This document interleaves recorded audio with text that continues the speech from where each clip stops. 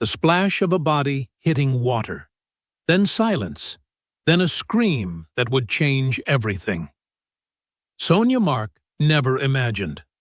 A quiet reminder about a doctor's appointment would end with her white dress blooming around her like a funeral shroud, 7 months pregnant, sinking, fast, staring up through chlorinated blue at the man she married. But here's what her husband Tony didn't know.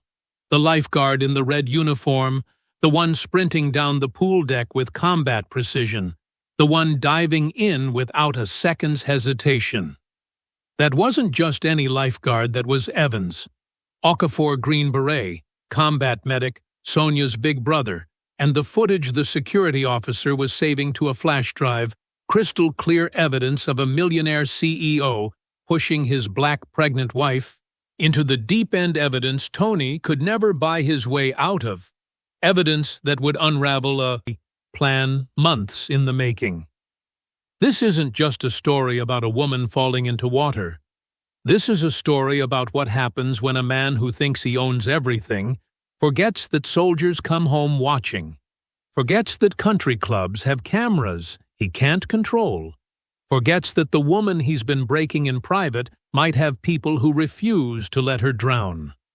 What Tony planned would sicken you. What Sonia discovered in his files would terrify you.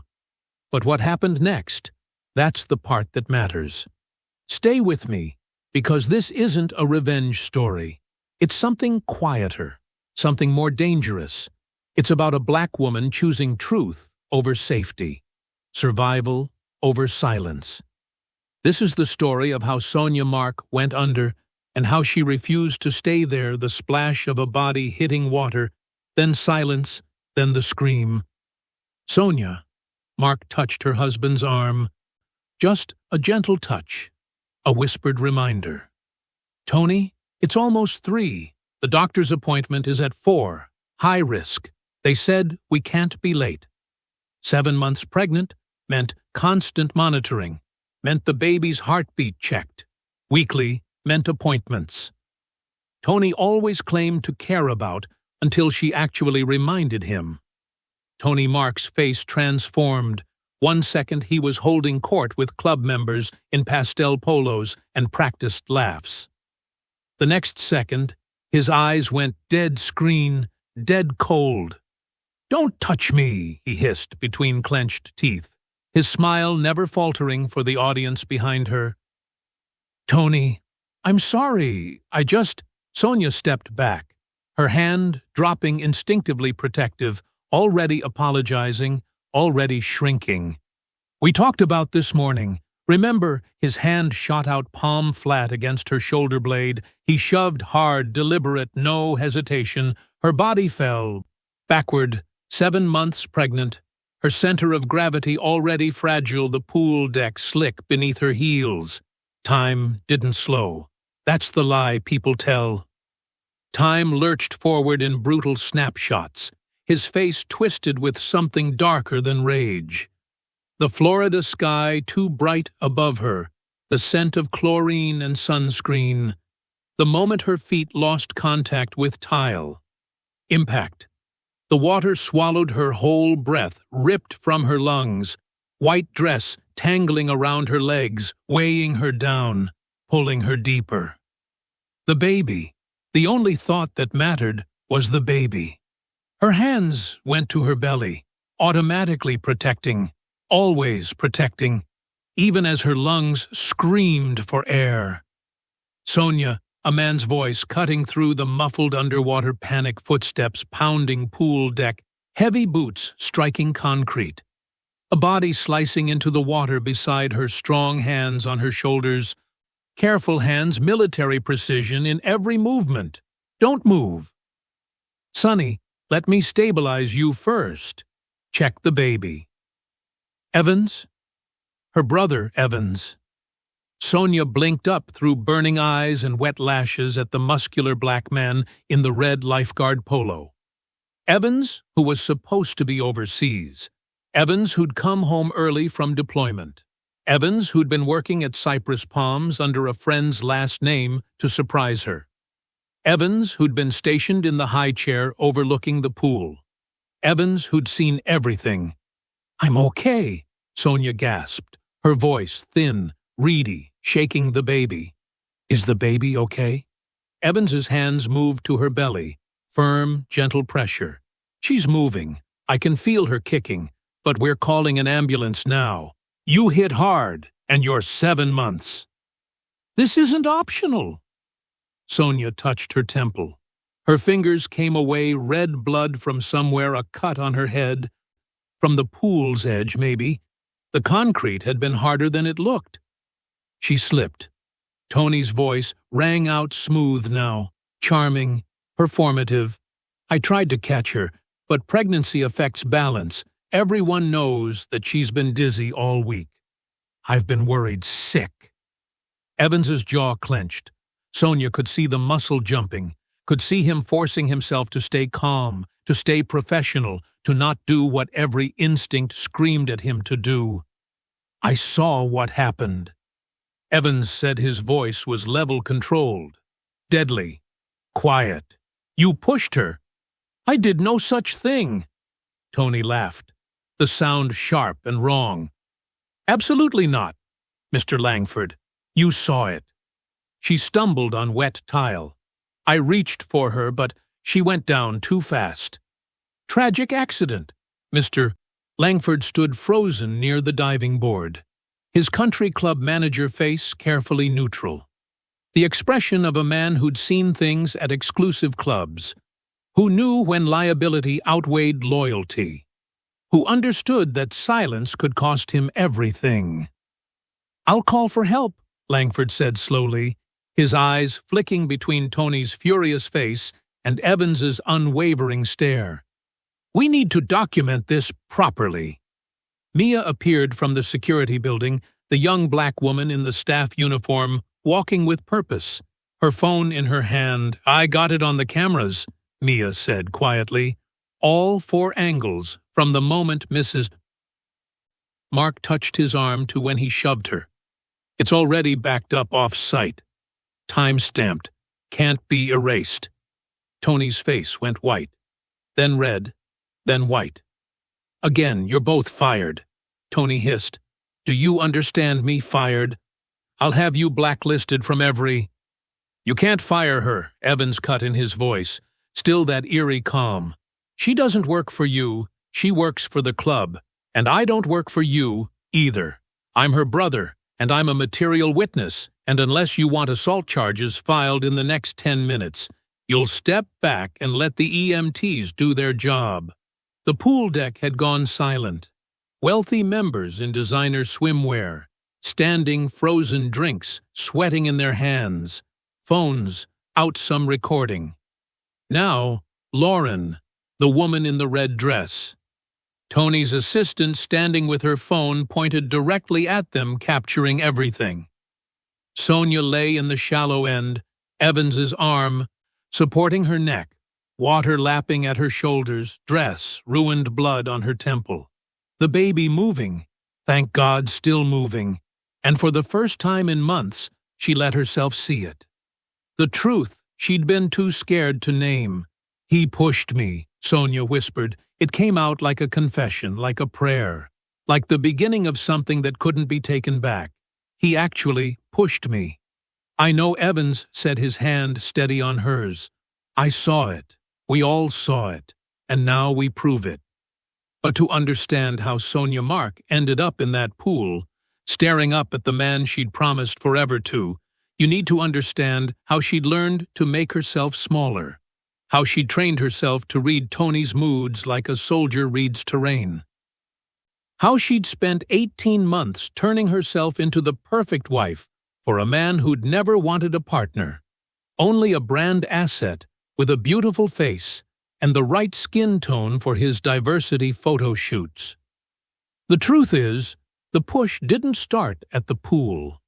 It started 7 months earlier, with a pregnancy test, and Tony's first question, "Are you sure you want to keep it?" It started with the country club membership Tony insisted on, where Sonia learned she was decoration, not family.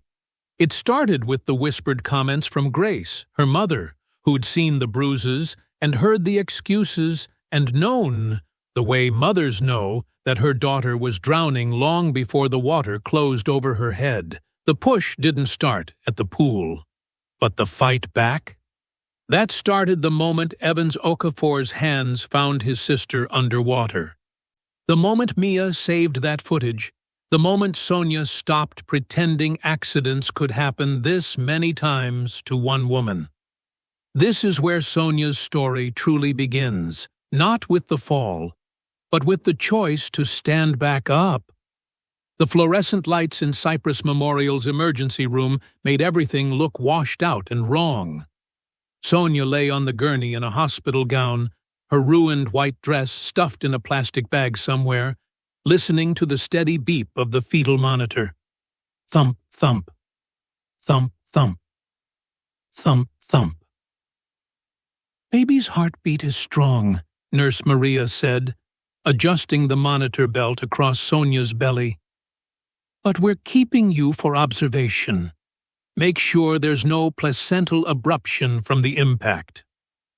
From the impact, not the fall, not the accident. Tony stood at the foot of the bed in a fresh white button-down, hair perfect, holding coffee he'd bought from the hospital Starbucks. He'd changed in the parking garage while she was wheeled in soaking wet and bleeding. "Thank God you're okay, baby." His voice pitched perfectly, concerned husband, devoted father-to-be. "When you went down, I thought I was going to lose you both." Maria glanced up from her chart, eyes sharp. She'd been there when the paramedics brought Sonia in, when Evans gave his statement in that calm, precise way. Patient was pushed into pool by husband. Witnessed assault. The curtain scraped open. Evans stepped through, still in his red lifeguard uniform, positioning himself between Sonia and Tony without making it obvious. "How's she doing?" he asked Maria, not Tony. "Stable. Baby's excellent." Tony stood abruptly. "Evans, thank you for your quick response. I'm sure Sonia appreciates. I saw you push her." The words dropped like stones.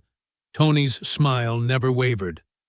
"I understand you're upset, but Sonia slipped. The deck was wet. She was wearing heels. I'm a combat medic. I'm trained to assess trauma. I know the difference between a fall and a shove. I know what a hand looks like when it makes contact with a body." Evans stepped closer.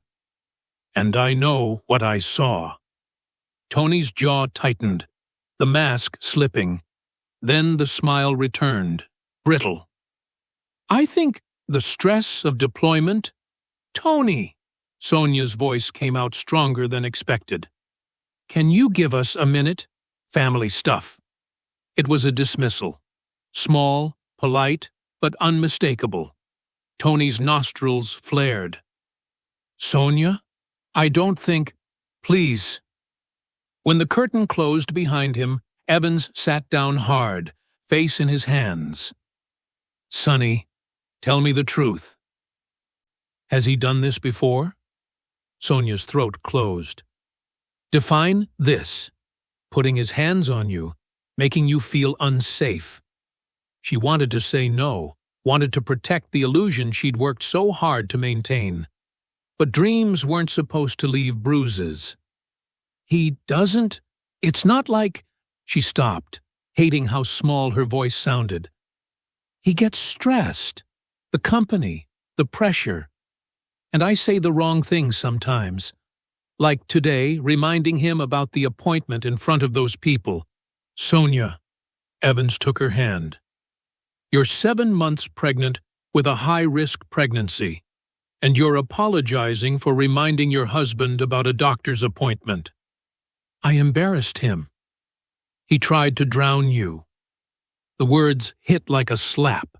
Suddenly, she was back underwater, lungs burning, staring up at Tony's silhouette. He hadn't jumped in. Hadn't reached for her. He'd just stood there. The tears came silent and hard. Evans wrapped his arms around her the way he used to when she had nightmares. "I've got you, Sonny, and I'm not letting him hurt you again." When Sonia's breathing steadied, Evans placed his phone on the bed between them. "Do you feel safe going home with him tonight?" Her body answered before her brain could lie. Hands to belly, shoulders hunched, breathing quickened. "I don't know." "Then we get you proof." Evans opened a new note. "The pool has security cameras, multiple angles. Mia, the security officer, saved copies before management could delete them. But I'm betting there's more. Any cameras at the house?" Sonia's mind raced. "The baby monitor. I installed a smart one in the nursery 2 months ago. Cloud recording." Tony barely looked at it. Said tech was my thing. She paused, remembering. "We've had fights in that room. He's thrown things, grabbed my wrist, threatened me." Evans smiled, but it wasn't happy. It was the look of a soldier who'd found the enemy's weakness. "Then that's where we start. But you have to act normal. Keep him thinking everything's fine." "I don't know if I can." "Yes, you can, because you're not alone. I'm home for 3 months, Mom's 20 minutes away, and I'm calling Kemi, your lawyer friend. We're building you an exit strategy." The curtain opened. Tony stepped through with coffee. "Hope I'm not interrupting." "Evans was just keeping me company," Sonia managed. "Family is so important." Tony's hand settled on her shoulder, right where he'd pushed her. "I'm glad you were there today, Evans. Really." Evans stood to his full height. "Me too. I'm very glad I was watching." Grace Okafor arrived at 6 p.m., 62 and furious in her burgundy church suit. "Get your hand off my daughter."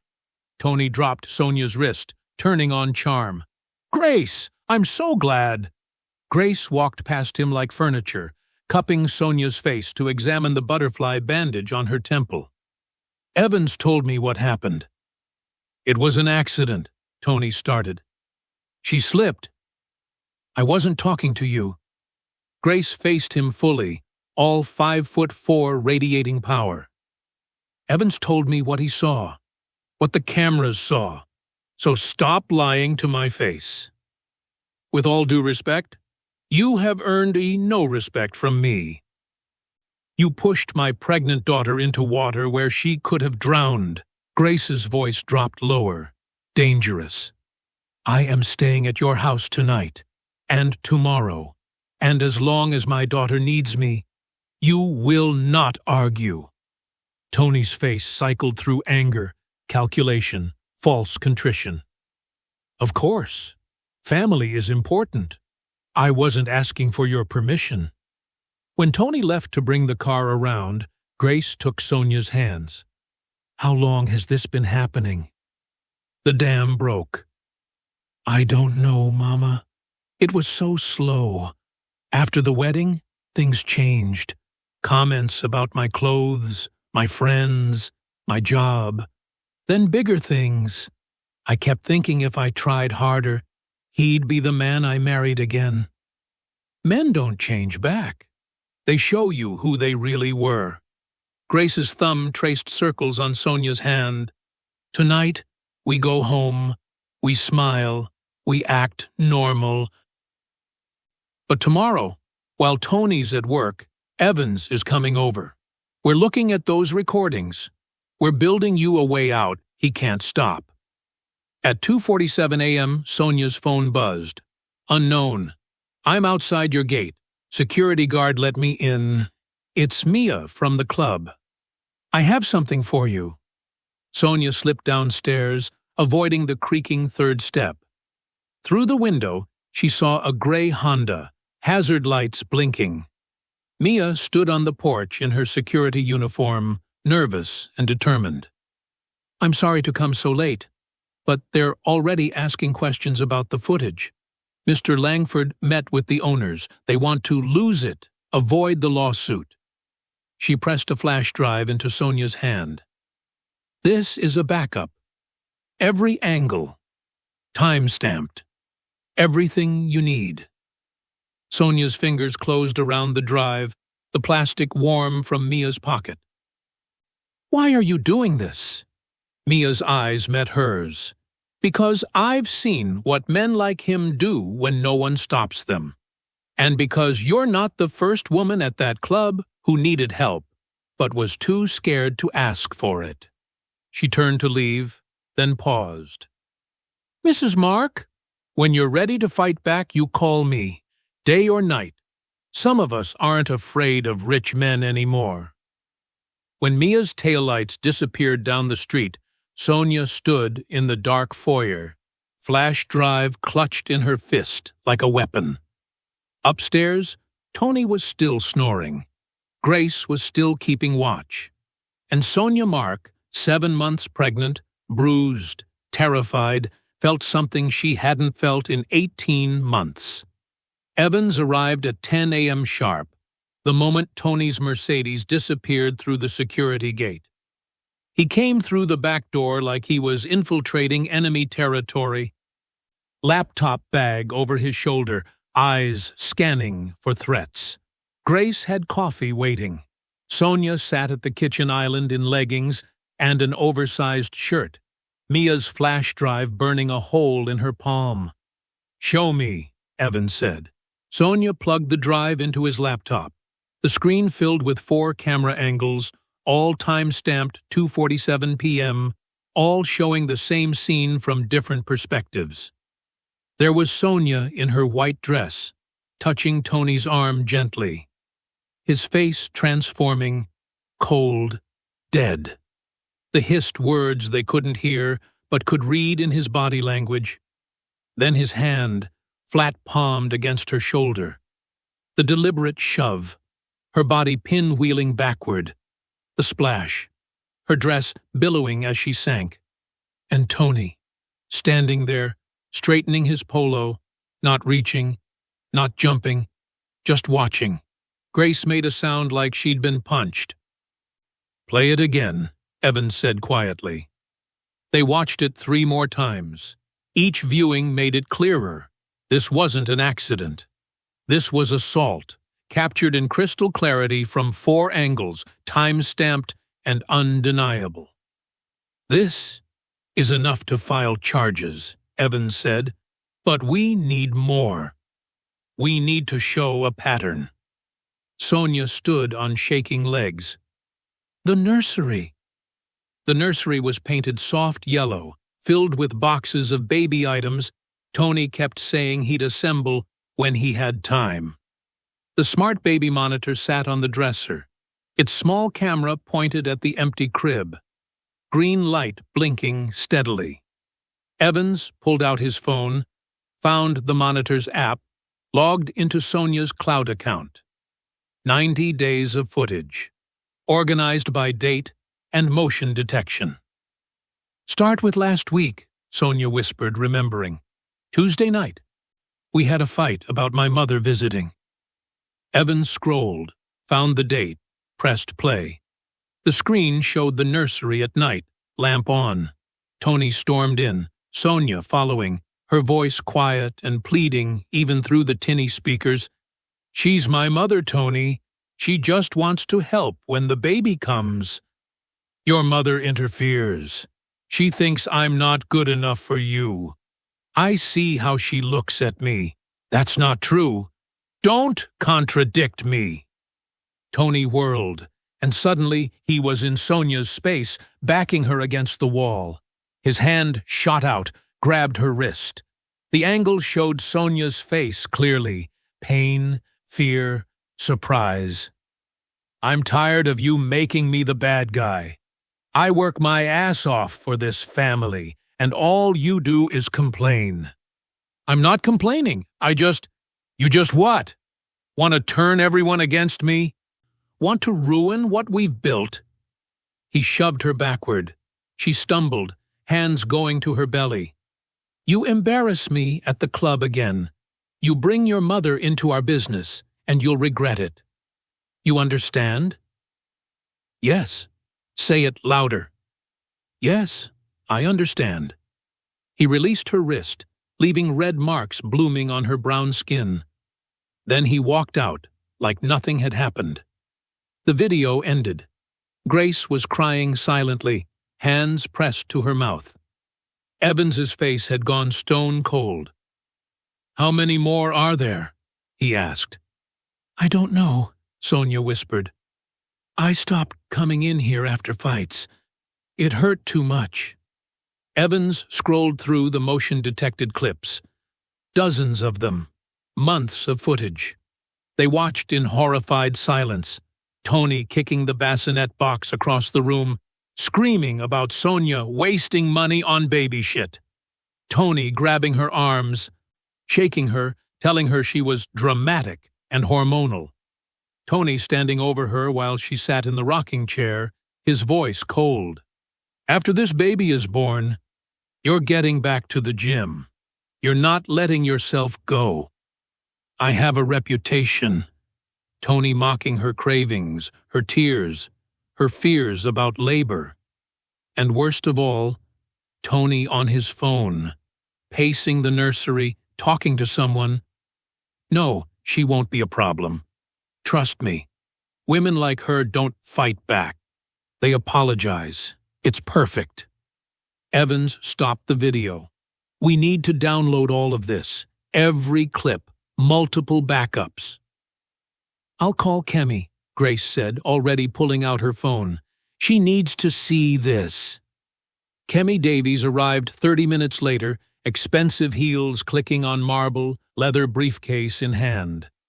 She was Sonia's friend from college, sharp-minded, sharper dressed, and the kind of lawyer who scared opposing counsel. She watched the pool video once, then 3 nursery clips. Her expression never changed, but her fingers typed furiously on her iPad. "This is a prosecutor's dream," she said finally. "Clear assault on video, pattern of abuse, credible witnesses, documentation. But Sonia, we need to talk about what happens next." "What did you mean?" "Tony's a millionaire CEO. He'll hire the best lawyers money can buy. They'll argue you edited the videos, coached witnesses, fabricated evidence. They'll try to paint you as unstable, vengeful, a woman scorned." Kemi leaned forward. "Which is why we need everything. Every text, every email, every financial record. We need to show he's been planning something." "Planning what?" "That's what we need to find out. Where's his laptop?" Sonia's stomach dropped. "His office, but it's password protected." Evans smiled grimly. "Try Mark Empire 2020. He used it as his Wi-Fi password when we visited last Christmas. He's arrogant, probably uses the same one everywhere." They moved to Tony's home office, all dark wood and leather and framed awards. His laptop sat closed on the mahogany desk. Evans opened it. Password prompt appeared. He typed, "Mark Empire 2020. The screen unlocked.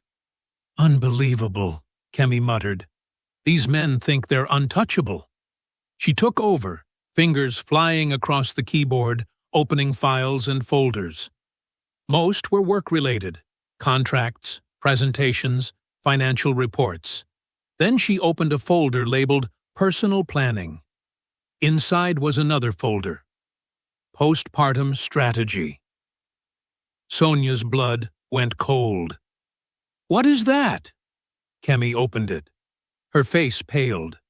The folder contained a Word document, 30 pages long, laid out like a business plan. The title, Custody Preparation Timeline. Evans read over her shoulder, his voice deadly quiet as he summarized, Month 7-8 of pregnancy. Increase isolation. Limit contact with Grace and Evans. Encourage dependence. Month 9. Document instability. Record emotional outbursts. Push for antidepressant prescription. Month 1. Postpartum, hire nanny loyal to me, monitor all interactions, create incident reports of concerning behavior. Month 2 to 3, consult with custody attorney, file for divorce citing concerns for child safety with emotionally volatile mother. Goal, full custody. Supervised visitation only for Sonia. Kemi kept scrolling. There were drafted emails to therapists asking about postpartum psychosis documentation. Notes about judges who were father-friendly. A list of Sonia's weaknesses to exploit. Her anxiety, her people-pleasing nature, her fear of conflict. "He's been planning this since before the baby was even born," Grace whispered. Kemi opened another file. And it gets worse. Financial records showed Tony had systematically drained Sonia's savings account, the one she'd built from years of teaching, forging her e-signature to move funds into an LLC she'd never heard of. Another document, life insurance policies on Sonia and the unborn baby, taken out weeks after the pregnancy was confirmed. Multi-million-dollar payouts. Tony as sole beneficiary. He lied on the application, Kemi noted, pointing. Listed you as having a history of mental health issues. If something happened to you, the insurance company would investigate, but by then I'd be dead, and he'd be rich and sympathetic, Sonia finished, her voice hollow.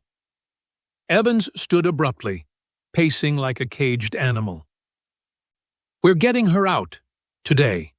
Now." "Agreed," Kemi said. "But we do this right. We document everything, file emergency protective orders, get ahead of his narrative." She looked at Sonia. "Can you do this? Can you leave and fight?" Sonia's hands trembled against her belly. The baby kicked, strong and demanding. She thought about Tony's face above the water, watching her drown. She thought about his plan, typed out in bullet points, to steal her child. She thought about 18 months of shrinking herself, apologizing, surviving. "I'm not his investment," she said quietly. "I'm this baby's mother."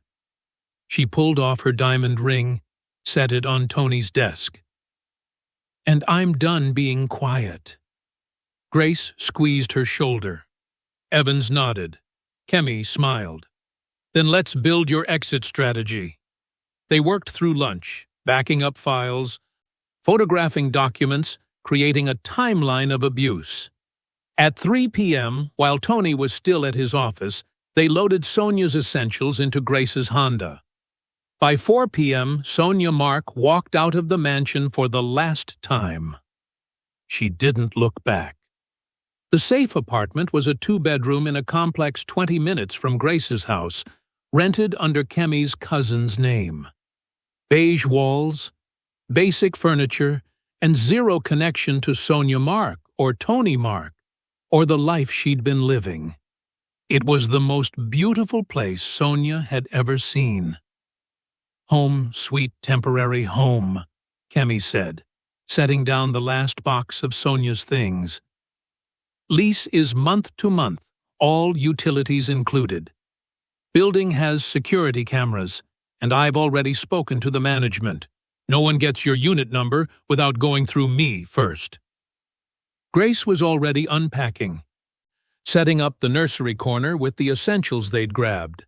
Clothes, diapers, the rocking chair Tony had never assembled, but Evans had fit into his truck. Sonia stood in the empty living room, hands on her belly, feeling the baby kick frantically as if sensing the upheaval.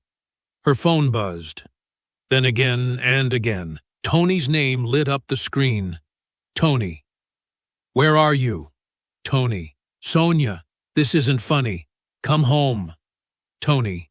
We need to talk about this. I know you're upset, but running away isn't the answer. Tony. You're making a huge mistake. Tony. Call me. Now." "Don't respond," Kemi said sharply, watching over Sonia's shoulder. "Every text, every call, every voicemail. Save it all, but don't engage. We want him on record, escalating. The phone rang. Tony's face filled the screen. The photo from their honeymoon. Both of them laughing on a beach that felt like it belonged to different people. Sonia let it go to voicemail. Seconds later, the notification appeared. She put it on speaker. "Sonia, baby, I don't know what Evans and your mother have been telling you, but this is insane. You're 7 months pregnant. You need to be home, resting, not running around, playing some kind of victim game. I know I've been stressed lately. I know things got out of hand at the pool, but we can work through this. We're a family. Don't let other people destroy what we've built. Call me back. I love you." The last 3 words sounded like a threat. Grace made a disgusted sound. Victim game. As if you pushed yourself into that pool. Another text. "Tony, I've deposited $5,000 in your account for expenses. See? I'm taking care of you. Come home." He's trying to establish a paper trail, Kemi noted, typing on her iPad. Showing he's the reasonable one, the provider. We'll use that against him. Proves he knows exactly what he did and is trying to buy your silence. Evans appeared in the doorway, phone to his ear, expression dark. He hung up and turned to the group. "Mia just called. Tony showed up at the club an hour ago demanding to see the security footage. When Langford said it was part of an ongoing incident review, Tony threatened to sue the club and have everyone fired." Evans's jaw tightened. Then he offered Langford $50,000 to lose the videos. "Did Langford take it?" Sonia asked, her stomach dropping. "No. He recorded the bribe attempt on his phone and sent it to Mia, who sent it to me." Evans held up his phone. "We've got Tony on audio offering money to destroy evidence." Kemi's smile was sharp as a blade. "Beautiful. That's obstruction of justice, witness tampering, and consciousness of guilt. All in one recording." Over the next 3 days, they built Sonia's case like engineers constructing a fortress. Kemi filed for an emergency protective order and temporary custody, attaching the pool video, nursery footage, and Tony's postpartum strategy file as exhibits. The hearing was set for the following week. Evans wrote a formal incident report of the pool assault. Distance, angles, timing, injuries observed. Framing himself not as an angry brother, but as a trained combat medic, documenting trauma. Grace compiled a timeline of Sonia's isolation, matching calendar entries to text messages where Tony had canceled plans with family or forbidden Sonia from seeing friends. And Sonia, exhausted and terrified, recorded a video statement. Kemi positioned her in good light, made sure her voice was steady, and pressed record. "My name is Sonia Okafor Mark. I'm 7 months pregnant. On Tuesday, September 12th, my husband Anthony Mark pushed me into the deep end of the Cypress Palms Country Club pool. I almost drowned. My baby almost died. This wasn't an accident. This was assault, and it was part of a pattern of abuse that's been escalating for 18 months. She detailed everything: the financial control, the isolation, the threats, the wrist-grabbing, the degradation. She played clips from the baby monitor footage, her voice breaking as she watched herself apologize for things that weren't her fault. I'm coming forward because I want my daughter to know her mother fought for her. Because I want other women to know you don't have to stay. Because the truth is more important than appearing perfect."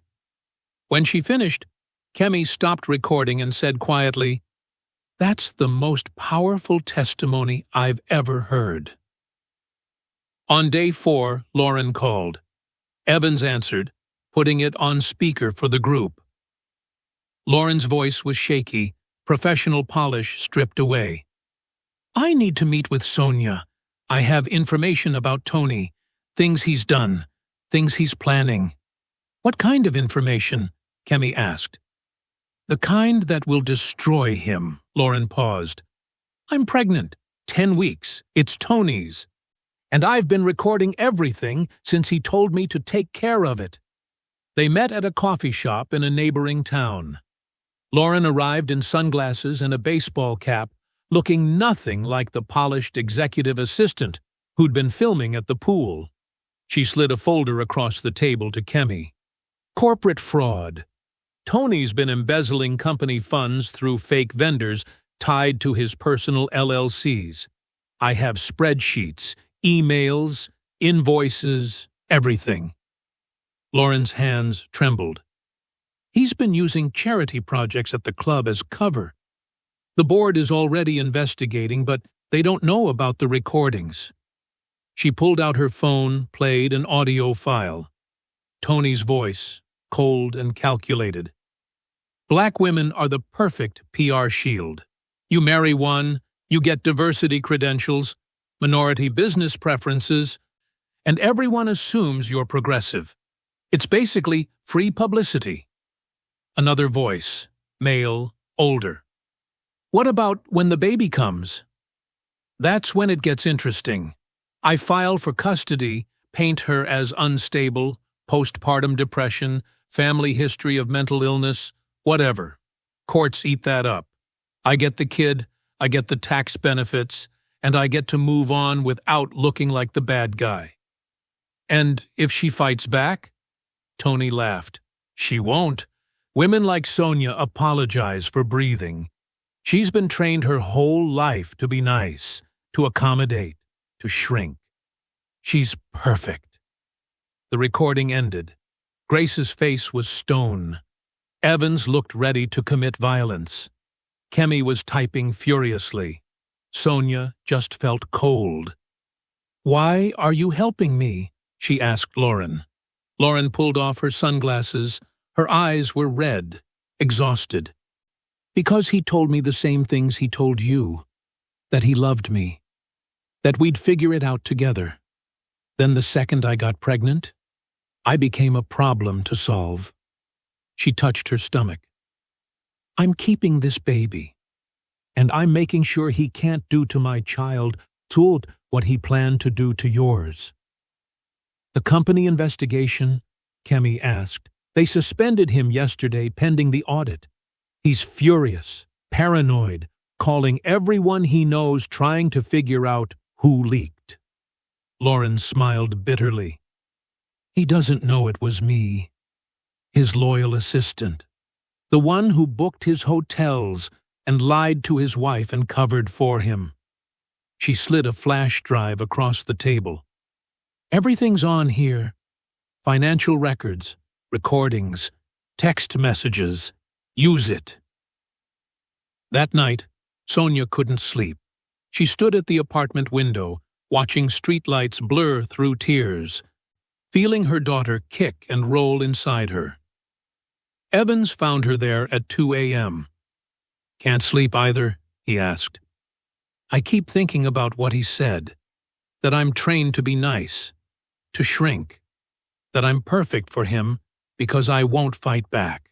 But you are fighting back. Am I? Or am I just running? Sonia turned to face her brother.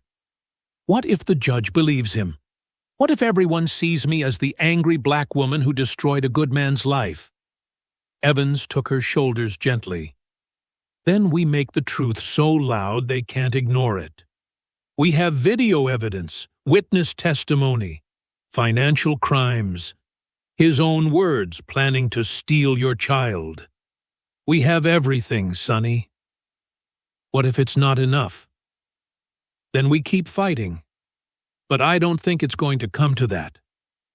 Evans smiled, because here's what Tony forgot. You're not alone. You have me, Mom, Kemi, Mia, Lauren, Marcus the security guard, Mr. Langford, and a baby who needs her mother to be brave. Sonia's hand went to her belly. The baby kicked, strong and insistent. Tomorrow we file, Evans continued. Next week, we face him in court, and we show the world exactly who Anthony Mark really is. Sonia wiped her eyes.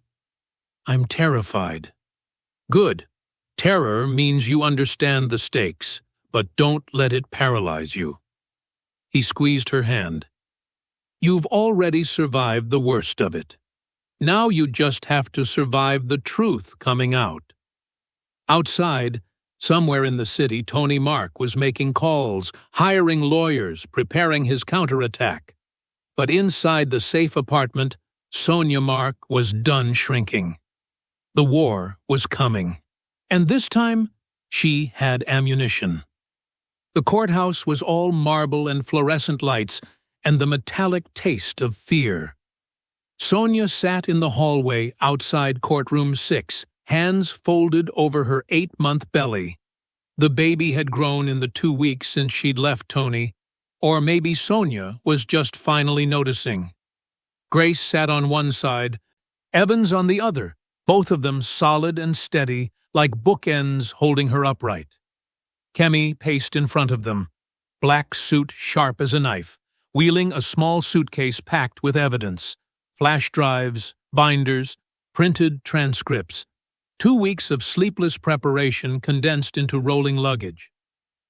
Remember, Kemi said, crouching in front of Sonia, you don't have to perform. You don't have to be the perfect victim.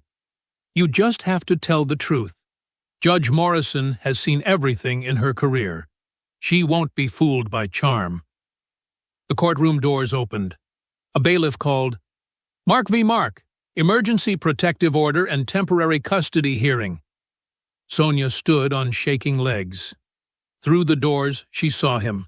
Tony sat at the defendant's table in a navy suit, white shirt, burgundy tie, the outfit he wore when he needed to project trustworthiness. His legal team flanked him, 3 lawyers in expensive suits, tablets open, ready for war. He looked calm, confident, like a man who'd never pushed his pregnant wife into a pool. When his eyes met Sonia's, he smiled, sad, gentle, wounded. The performance had already begun. Judge Rebecca Morrison was a black woman in her 60s, with silver locks and reading glasses that made her look both grandmotherly and terrifying. She took her seat, reviewed the files in front of her, and looked up with an expression that gave nothing away. This is an emergency hearing regarding Mrs. Sonia Mark's petition for a protective order and temporary custody of the unborn child. Mr. Mark has filed a counter-petition claiming Mrs. Putus Mark is emotionally unstable and has been influenced by family members to fabricate abuse allegations. Judge Morrison removed her glasses. I've reviewed the initial filings. This is going to be a long day. Let's begin. Kemi stood. Your Honor, we'd like to start with video evidence. The courtroom screens flickered to life.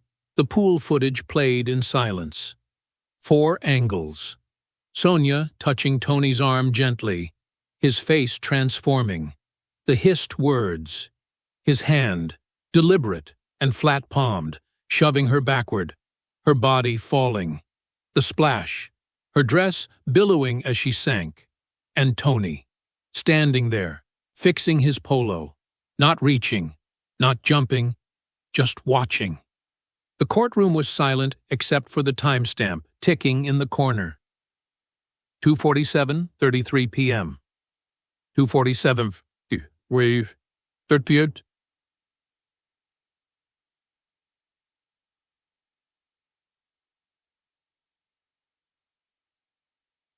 By the time Evans hit the water at 2:47:41, 8 seconds had passed.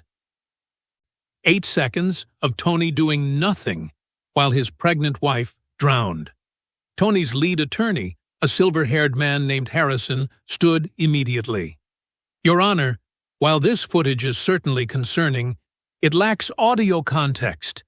Mrs. Mark may have said something that caused Mr. Mark to reflexively shove a pregnant woman into a pool?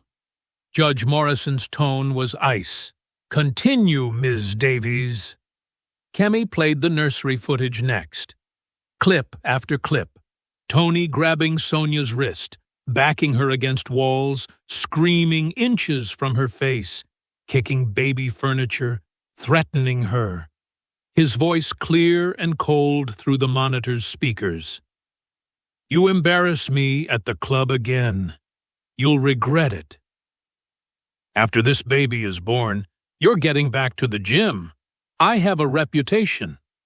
Women like her don't fight back. They apologize. It's perfect." Each clip hit like a hammer. The courtroom, filled with social workers, court reporters, a few journalists who'd caught wind of the case, sat frozen. Tony's face had gone pale, then red, then carefully blank. "Your Honor," Harrison tried again, "private marital disputes, taken out of context." "I'll determine what's in context," Judge Morrison said. "Ms. Davies, do you have more?" "We do." Kemi introduced the postpartum strategy file. The document appeared on screen. Custody preparation timeline. Goal: full custody. Supervised visitation only for Sonia. Kemi walked through it methodically. The plan: to isolate Sonia, to document instability, to hire a loyal nanny, to file for custody 3 months postpartum. The drafted emails to therapists. The notes about exploiting Sonia's weaknesses. "This wasn't a man having a bad day," Kemi said, her voice carrying through the courtroom.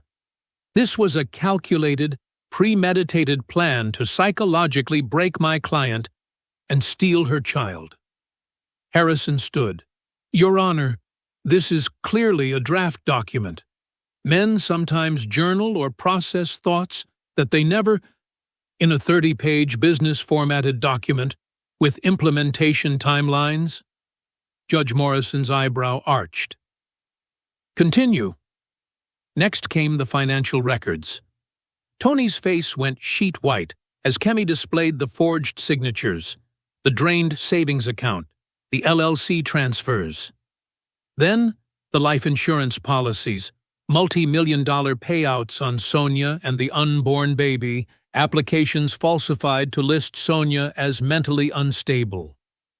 "Mr. Bunner, Mark took out these policies weeks after learning of the pregnancy," Kemi said, "and 8 days before the pool incident."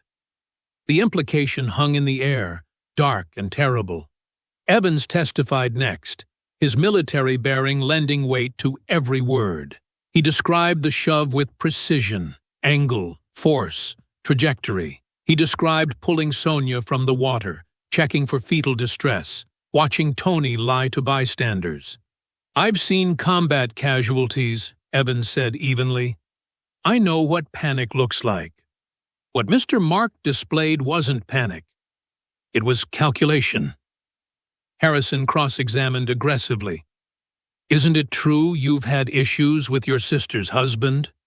That you disapproved of the marriage?" "I disapproved of him abusing her," Evans said. "Yes." Mia testified about the security footage, about Tony's $50,000 bribe attempt, which she'd also recorded. Mr. Langford testified reluctantly about the bribe, about pressure from club owners to lose the videos.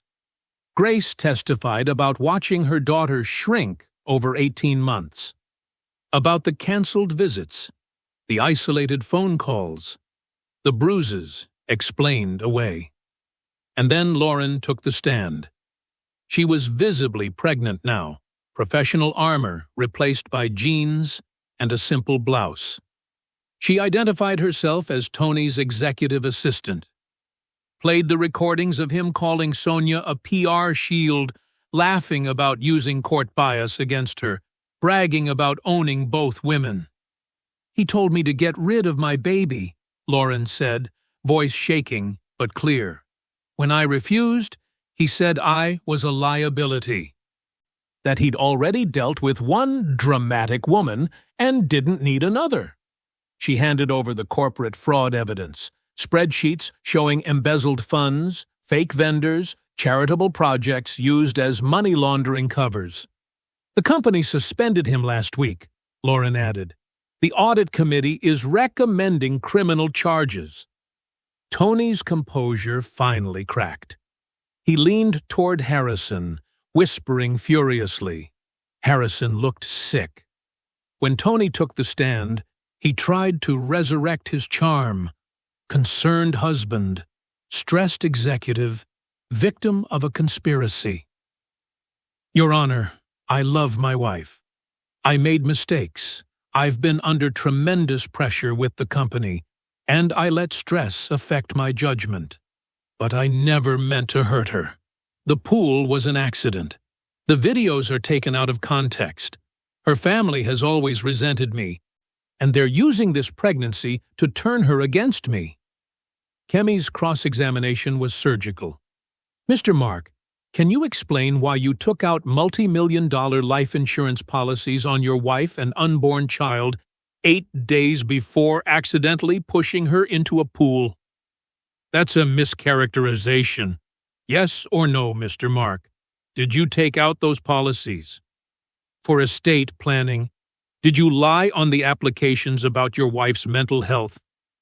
Tony's jaw clenched. I may have misremembered.